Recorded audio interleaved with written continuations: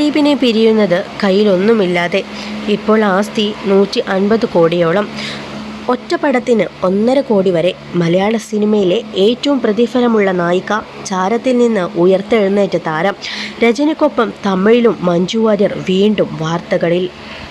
അടിച്ചു കയറി വാ എന്ന ട്രെൻഡിങ് വാക്ക് ഇപ്പോൾ നന്നായി യോജിക്കുക മലയാളി സിനിമയിലെ ലേഡി സൂപ്പർ സ്റ്റാർ എന്ന് വിശേഷിക്കപ്പെടുന്ന സാക്ഷാൽ മഞ്ജു വാര്യർക്കായിരിക്കും. ഹേമ കമ്മിറ്റി റിപ്പോർട്ടിന് തുടർന്ന് മലയാളത്തിലെ പ്രമുഖ നടന്മാർ സമൂഹത്തിൽ ഒറ്റപ്പെട്ട് നിൽക്കുകയും ജാമ്യത്തിനായി കോടതികളിലേക്ക് നെട്ടോട്ടമോടുകയും ചെയ്യുന്ന ഇക്കാലത്ത് സൂപ്പർ സ്റ്റാർ രജനീകാന്തിനൊപ്പം തമിഴിലും അടിച്ചു കയറി വരികയാണ് മഞ്ജു വാര്യർ. സ്റ്റൈൽ മന്നൻ രജനീകാന്തിനൊപ്പം ചുവടുവെക്കുന്ന ഗാനം യൂട്യൂബിൽ റെക്കോർഡുകൾ കടപുഴക്കുകയാണ്. TG ജ്ഞാനവേൽ സംവിധാനം ചെയ്യുന്ന വേട്ടയ്യൻ എന്ന സിനിമയിലാണ് രജനീകാന്തിൻ്റെയും മഞ്ജുവിൻ്റെയും തകർപ്പൻ പ്രകടനം. മനസ്സിലായോ എന്ന് തുടങ്ങുന്ന ഗാനത്തിൻ്റെ ലിറിക് വീഡിയോ യൂട്യൂബിലെത്തി. റിലീസ് ചെയ്ത ആദ്യ 2 മണിക്കൂറിൽ 10 ലക്ഷത്തിലധികം കാഴ്ചക്കാരെയാണ് ഗാനം സ്വന്തമാക്കിയത്. ട്രെൻഡിങ്ങിൽ തുടരുന്ന ഗാനത്തിൻ്റെ പ്രധാന ആകർഷണം രജനീകാന്തിൻ്റെയും മഞ്ജുവിൻ്റെയും ചുവടുകളാണ്. കറുപ്പണിന് രജനിയും ചുവന്ന സാരിയിൽ മഞ്ജുവും ഗാനരംഗത്ത് പ്രത്യക്ഷപ്പെടുന്നു. ചുവന്ന സാരിക്കൊപ്പം കൂളിംഗ് ഗ്ലാസ് ധരിച്ച് കൂൾ ലുക്കിലാണ് മഞ്ജു വാര്യർ. പതിവിൽ നിന്നും വ്യത്യസ്തമായി ലൗഡ് പെർഫോമൻസുമായാണ് മഞ്ജു എത്തുന്നത്. അനിരുദ്ധ P. രവിചന്ദ്രൻ്റെ മാന്ത്രിക സംഗീതത്തിലൊരുങ്ങിയ ഗാനം 10,000 ഏറ്റെടുത്തു കഴിഞ്ഞു.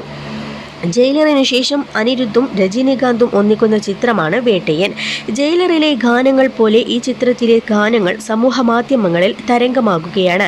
ജയ് ഭീം എന്ന ചിത്രത്തിൻ്റെ വിജയത്തിന് ശേഷം സംവിധായകൻ ജ്ഞാനവേൽ ഒരുക്കുന്ന വമ്പൻ താരനിരയുള്ള ഒരു ആക്ഷൻ എൻ്റർടൈനറാണിത്.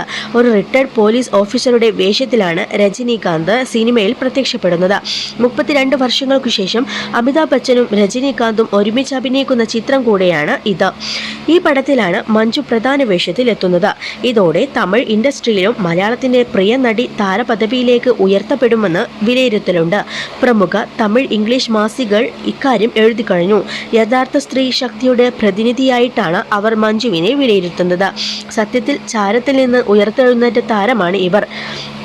1978 സെപ്റ്റംബർ 10 തമിഴ്നാട്ടിലെ നാഗർകോവിലിൽ ഗിരിജ വാര്യരുടെയും മാധവ വാര്യരുടെയും മകളാണ് മഞ്ജുവിൻ്റെ ജനനം.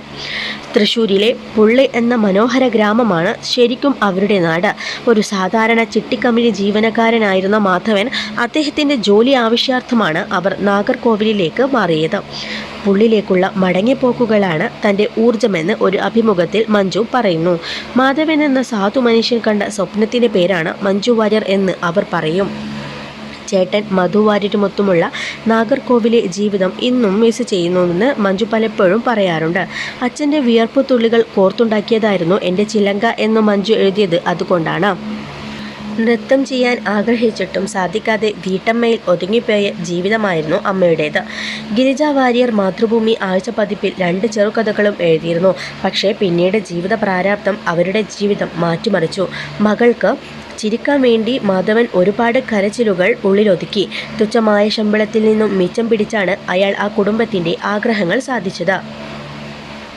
മഞ്ജു വാര്യരുടെ ഏറ്റവും വലിയ നേട്ടം ഒരു സ്ത്രീക്ക് ഒറ്റയ്ക്ക് സ്വന്തം കാലിൽ നിൽക്കാമെന്ന് കാണിച്ചതാണ്. ഇക്കാര്യങ്ങൾ ചൂണ്ടിക്കാട്ടിയാണ് ഇന്ത്യ ടുഡേ മുമ്പ് മഞ്ജുവിനെ റിയൽ സൂപ്പർ സ്റ്റാർ എന്ന് വിശേഷിപ്പിച്ചത്.